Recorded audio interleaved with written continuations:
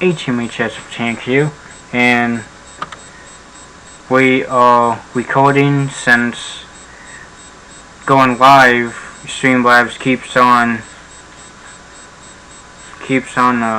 crashing, so the video I'll be reacting to, I'm doing part 1 and then part 2. So yeah, I'm gonna react to part 1 and part 2.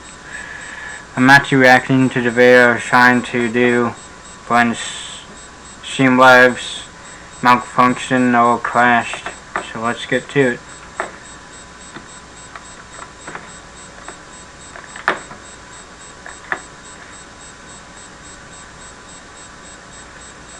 Hello everybody, and welcome to Jersey Bay Short Country. I'm your host. Hello everybody is a true story in which citizens of a small town in New Jersey were absolutely terrified. The town is Matawan, which is a word meaning where two rivers come together. Our story begins on a hot summer day in Matawan when 6 boys decided to go skinny dipping in the local creek, which flowed out into Raritan Bay. It was July 12, 1960. Unfortunately, as the youngsters played in the water, a killer was swimming against the current of the creek and coming closer. Later, some of the boys remembered what they thought was a flat board floating toward them. But sadly, it was probably the dorsal fin of a shark that would end up killing 2 people.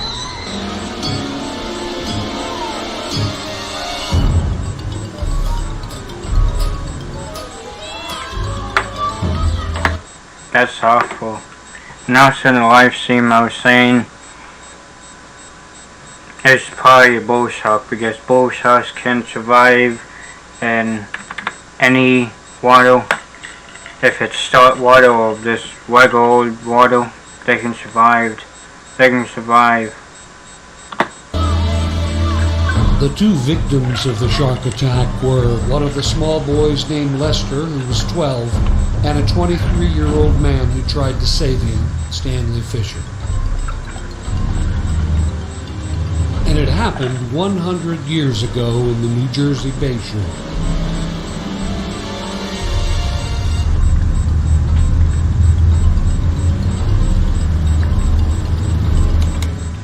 Today, both victims of this vicious shark attack are buried in Rosewood Cemetery, also located in Matawan. Stanley Fisher. And also in a live stream before Streamlabs crashed or something, I was saying that I can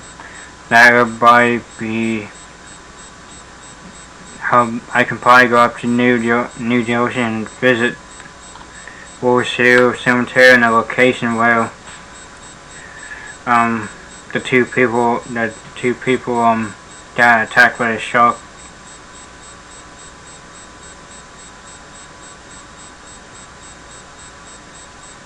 So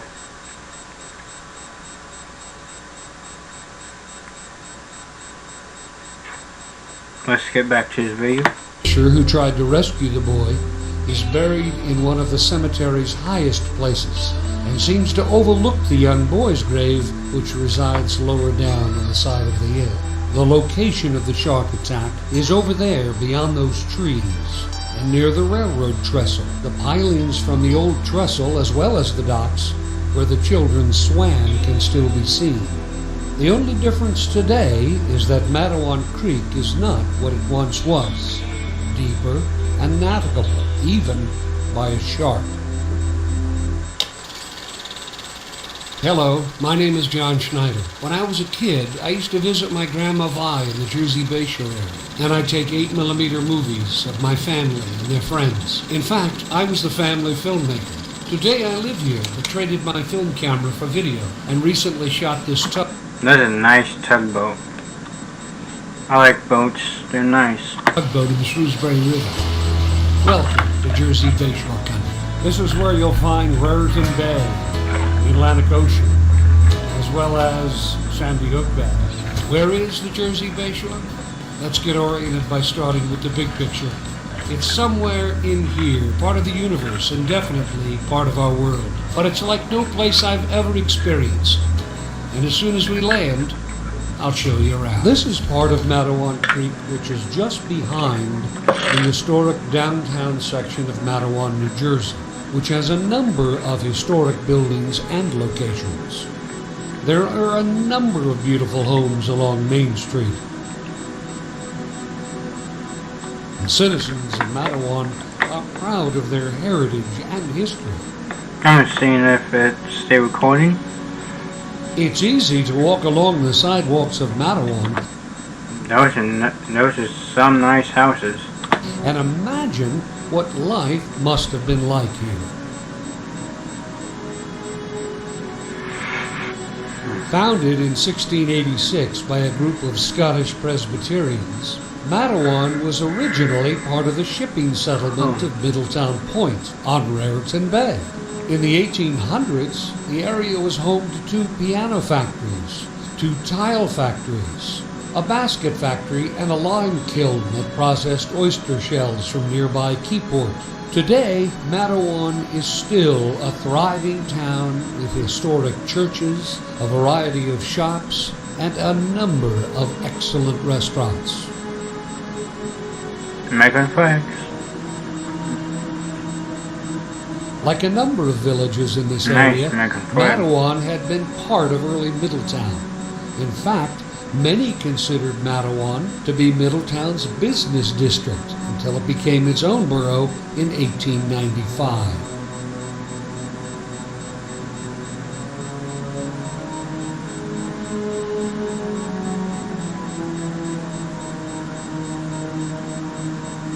This was a town which was also caught in the turmoil of the Revolutionary War.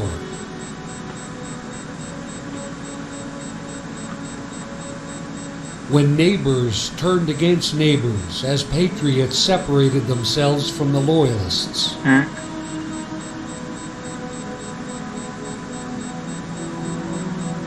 Philip Freneau, considered to be the poet of the American Revolution, lived, worked, and was buried here.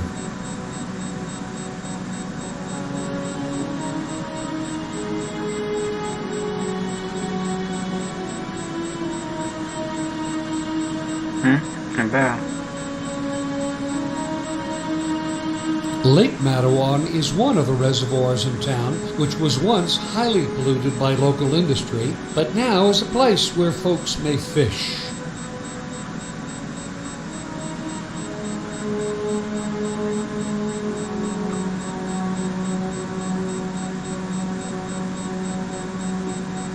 In 1928, a dam was constructed, which would...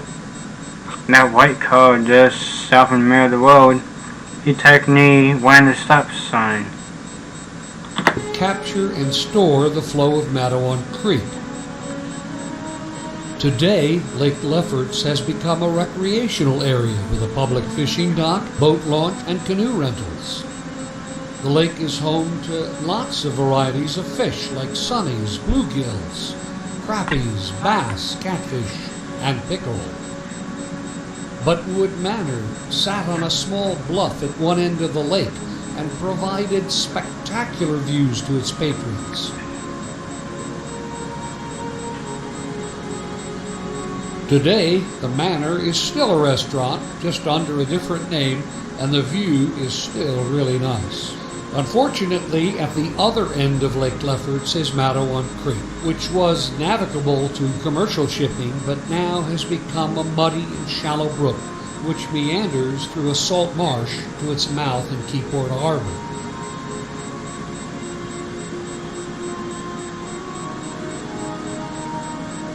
I met the historian of Matawan, Al Salvalane, while doing a story about the borough's mansion, which is one of the most historic old homes in town. I asked him to explain That's a nice house. what life was like in Matawan as a preface to our story.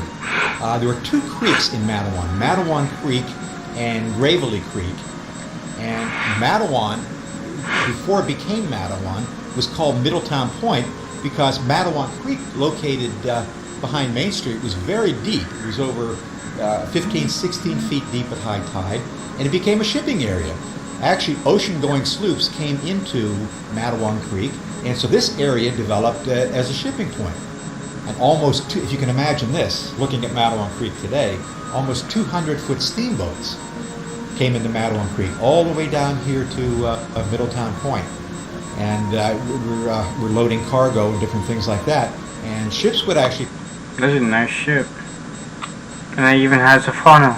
Oh yeah, there in 1916, every vessel had a funnel. come in. Or maybe not every ship, but definitely HMHS Britannic, and I'll be doing whole timeline story very soon. Well, not very soon, but soon.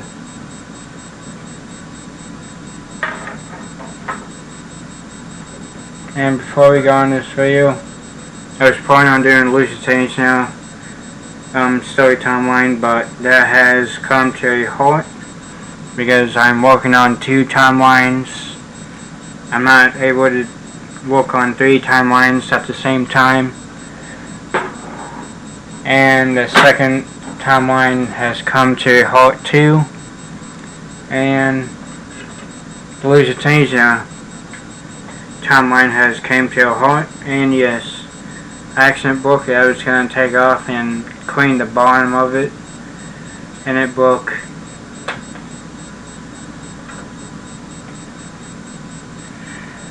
And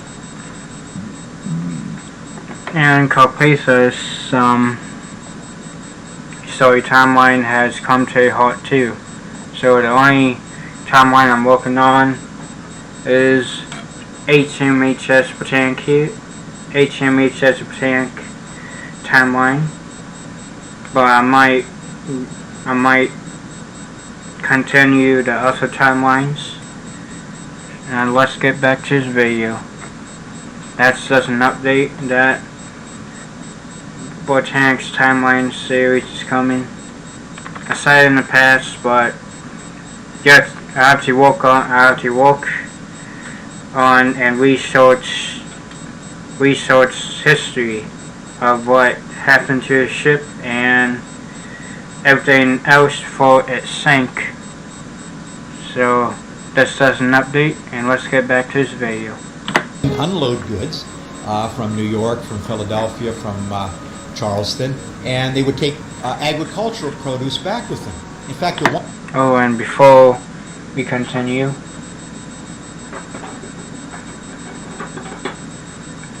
the Queen Mary's timeline series has come to a halt too. So that's just an update.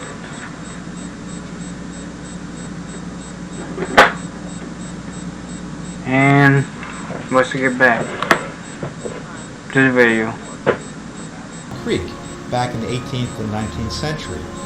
Many of the beautiful homes that are very old were occupied by sea captains. They would often retire here and home base here and then go back and forth on many of their ventures. In fact, back in the 18th century, you could actually see Raritan Bay and British shipping in Raritan Bay almost all the way into New York from the top of Fox Hill. Now there are trees. It's very difficult to see. But at that time, it was the highest point. Also, Captain Kidd, when he was a pirate, had we believe buried treasure along the shore area around between Matawan Creek and Whale Creek, and there was a large Spanish oak on the top of Fox Hill, and there was another Spanish oak at the mouth of Matawan Creek. They were called Captain Kidd's Rangers. And when he was on Raritan Bay and he wanted to locate exactly where his treasure was, he would see these 2 large landmarks, and that would help him, come in with his, longboats to bury his treasure. When the railroad came in 1875, Matawan Creek as a transportation area wasn't as important, because now a lot of things that would have been shipped up the creek were now going by way of railroad. And there are quite a few people all over the world who've heard about the Matawan Shark attack back in 1960. where this is still considered one. That's kind of sad and kind of 1916 wasn't for every. Seems like 1916 wasn't a good year. World War One was going on. July of 1916, 2 people got attacked by a shark. A 11-year-old boy and a 24-year-old. I don't remember his name, but in this video you'll hear both their names. And then November 24th of 1916, HMHS Britannic struck a mine and sunk. 1916 wasn't going good for everyone. One of the worst shark attacks in U.S. history, and we've had, I've been on internet radio shows where I get questions about the shark attack from all over the world, and it's that people have heard about the victims, Lester Stilwell, the young 12-year-old boy, and Stanley Fisher, the 24-year-old tailor who tried to rescue him. In the early 1900s, nobody really believed that sharks would or even could swim 12 miles from the Atlantic Ocean into Raritan Bay. And no defense to those people, but they're idiots.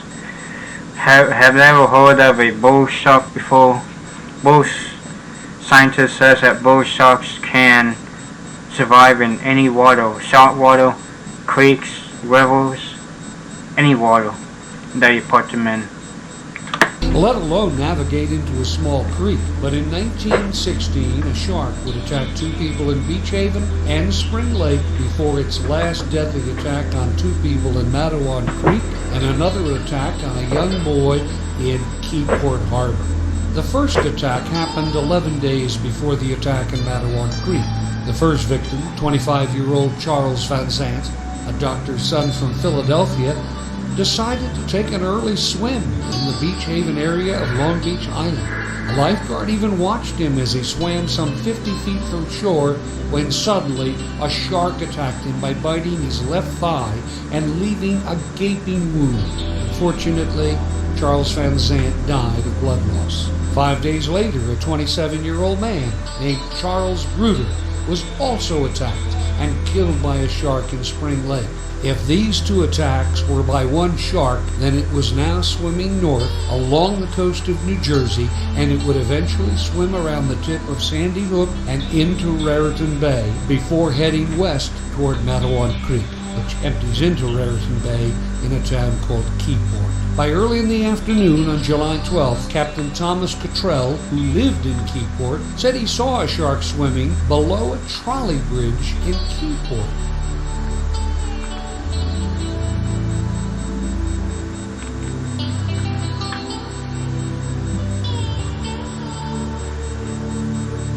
He called it. Yeah, that's nice. That reenactment. Maybe he went to a bridge. Maybe he went to a aquarium where you can go on the bridge and walk underneath water with sharks in it, maybe. Town marshal and reported the shark and told the marshal it was swimming toward Matawan. The marshal didn't believe him simply because he thought it would be impossible for a shark to swim up a freshwater creek. Well, it won't be impossible for a bull shark.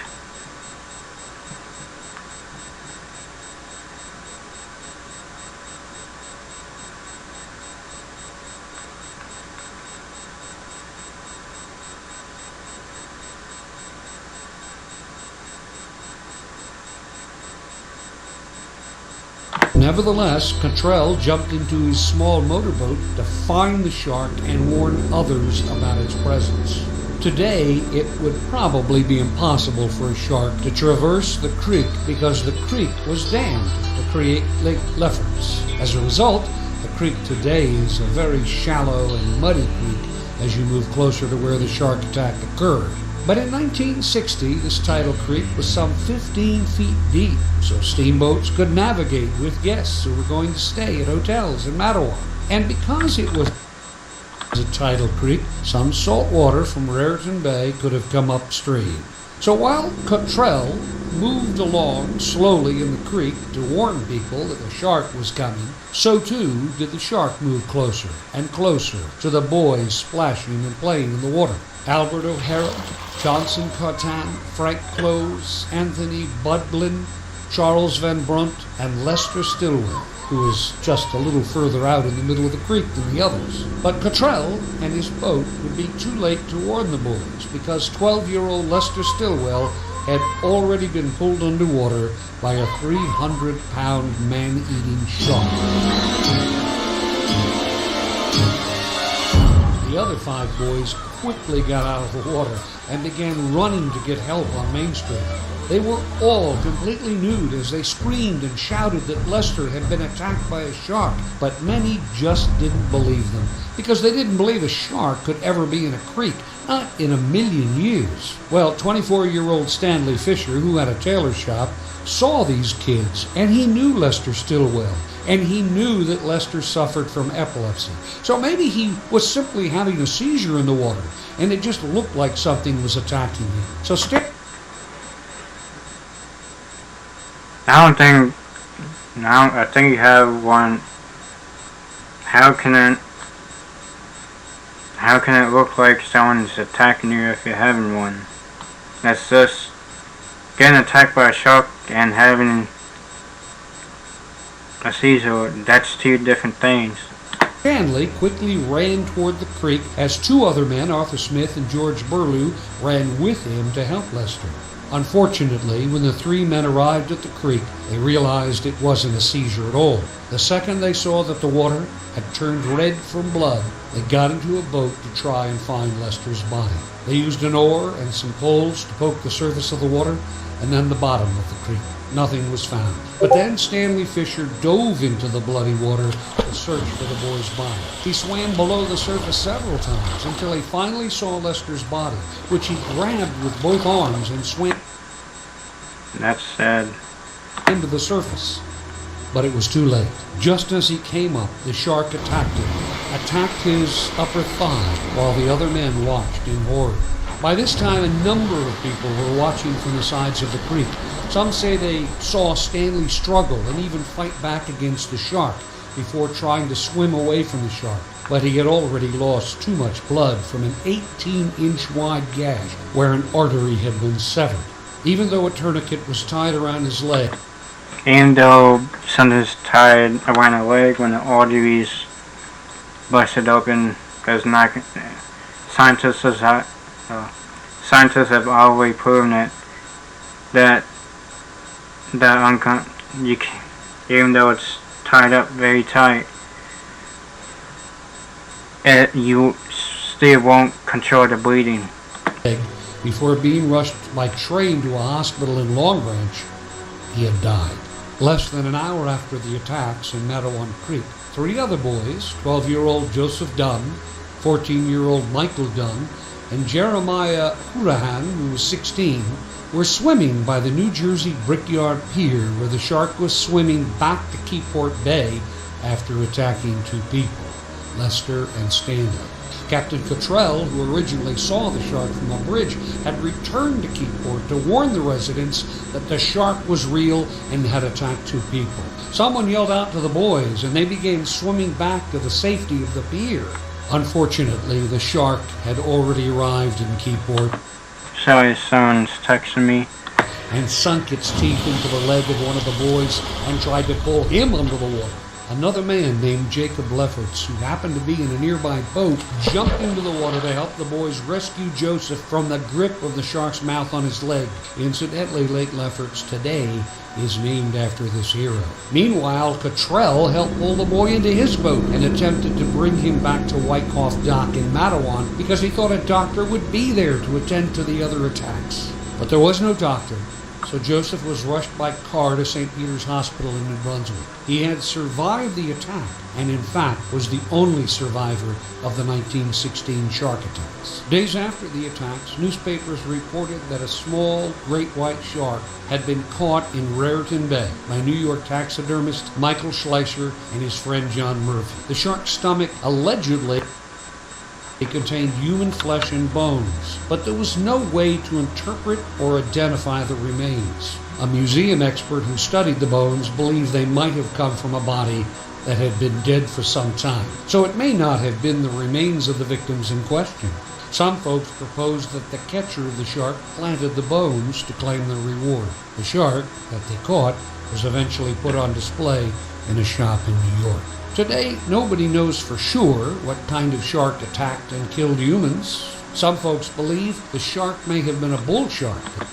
Yeah, because it probably was a bull shark because they can, like I said, they can survive anywhere. As they are more likely to swim into rivers and creeks, while great white sharks stay mostly in salt water in the ocean. Bull sharks also are actually better able to survive in salt, fresh, or brackish water. Stanley and Lester were buried in Matawan's Rose Hill Cemetery on the same day, Lester in the morning and Stanley later in the afternoon. After more than 60 years since the attacks, author Peter Benchley wrote his novel Jaws in 1974. And some folks believe his inspiration for the story was the attacks in Matawan Creek. But according to Benchley, it's just not true. The notion of Benchley's inspiration probably started when the New York Times featured an article in 2001 about sharks and stated incorrectly that the 1916 shark attacks inspired the movie Jaws. A correction was published as Peter Benchley clarified the article's assertion was simply not true. Today, people from all over the world visit Rose Hill Cemetery in Matawan to visit the graves of the two victims. Stanley Fisher, who tried to rescue the boy, is buried on a hill overlooking Lester Stillwell's grave. The young boy savagely attacked by the shark. While most of Matawan Creek today is unnavigable, between the Garden State Parkway and New Jersey Route 35 in Keyport, however, it is navigable for small boats, and some residences along the creek even have private docks. Beyond Route 35 are a couple of marinas where boats are able to continue out to Raritan Bay. This is where the shark entered Matawan Creek and then returned to attack another person in Keyport. Unfortunately, a number of creatures from the sea, sometimes even today, swim into Raritan Bay, and some even get lost and die. Recently, as an example, I spotted a pod of dolphins in the bay near Port Monmouth.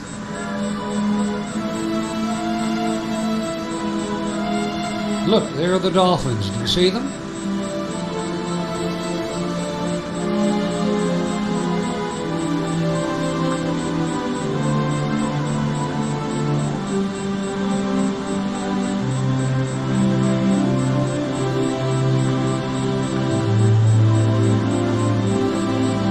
Look, there's the Verrazano Bridge off in the distance, with Staten Island to its left.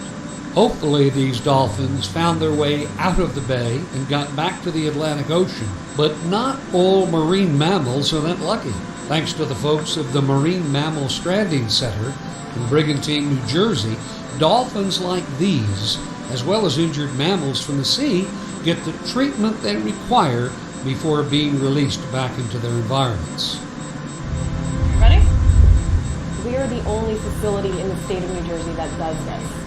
So if it weren't for us, those animals would just be laying there on the beach with no one to help them. Come on, buddy. We see a lot of different things. We see injuries, some are severe, such as shark bite wounds, animals that were involved in entanglements in fishing gear. Sometimes we'll see a lot of different illnesses in a year. Every year is different. So if our organization wasn't here, there would be no one else. That's why it's important. Sorry, I'm texting someone. Marine Mammal Stranding Center has been in existence for about 35 years. I've been doing marine mammal work for 40 years. In that time, we've worked on anything from a bottlenose dolphin to a harbor porpoise to a 70-foot fin whale, sea turtles that were hit by boats, gunshot wounds, nuisance. That's sad, and it should be illegal. Shooting a animal, I don't care if it's a shark, a sea lion, or anything. That should be illegal. They should, around their neck from human involvement.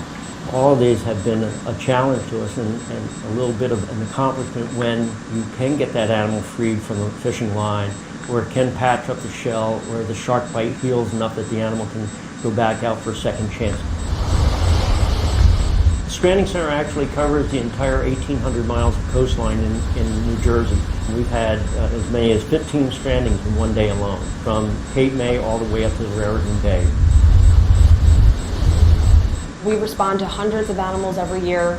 I think that shocks a lot of people when they see how small our facility is. 6 people and a couple hundred volunteers, but we can do it, you know, and we've been doing it. Throughout the day, they went to see 15 seals. We offer a lot of educational programs, and we really like to bring that educational interest to the younger generation, because they may not know there are marine mammals in this area. They may not know what types of marine mammals.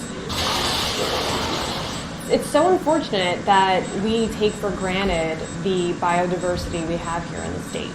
And with the number of people who live in the state, as well as the number of people who visit, they don't know. And that's why our facility and our website are so important, because it shows. sorry I was talking to someone, but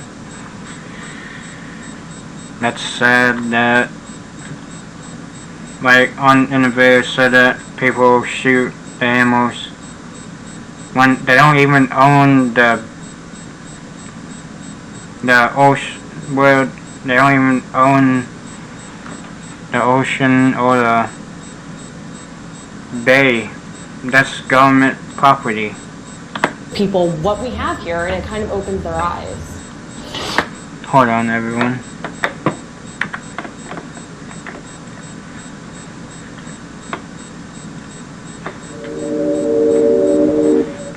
I'll be right back.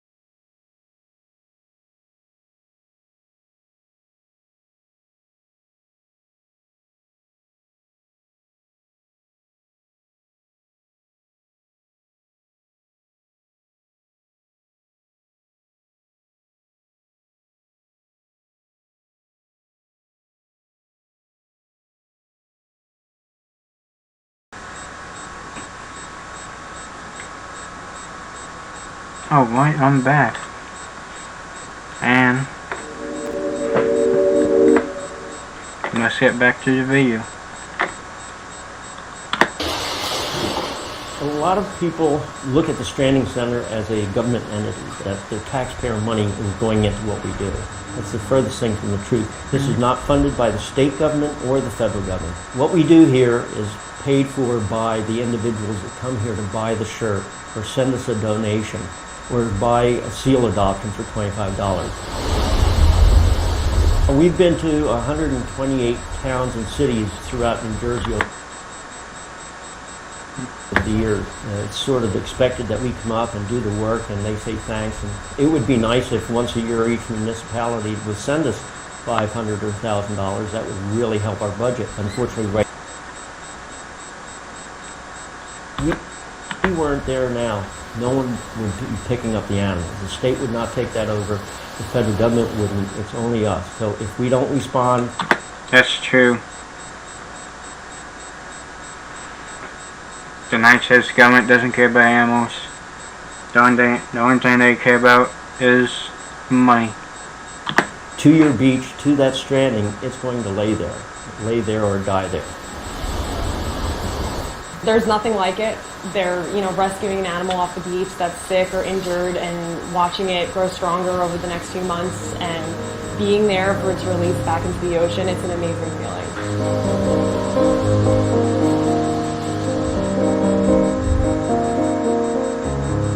If we give in and don't pay attention to the environment, we'll be gone before we know it. But everyone that we can rehab is one more chance for that animal to make it. The animals come first, and that's what we think about.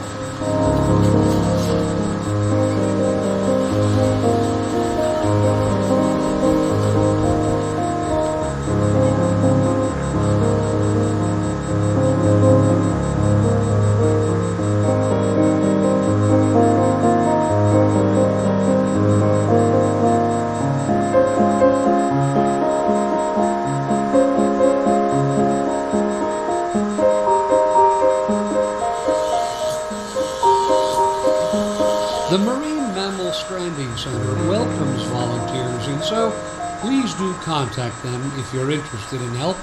Finally, I'd like to end the program with a music video inspired by two women I met while shooting a music video in Keyport. That's the town which was mentioned in our story about the shark attack. I see trees. Alright.